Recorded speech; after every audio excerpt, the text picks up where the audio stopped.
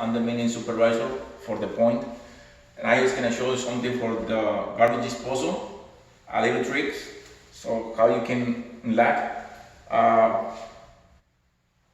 First thing you can check over here. Sometimes it's stuck maybe with the car show or knife or fork. Please don't put your hand inside before you check. You can use a plier, but here is on the bottom a little cord that way you can unplug this cord for safety. Here in the bottom is a red reset button here, so you have to press it.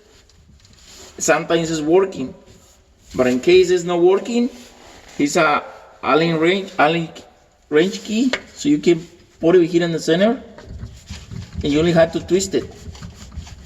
And sometimes this is helping to unlock. I think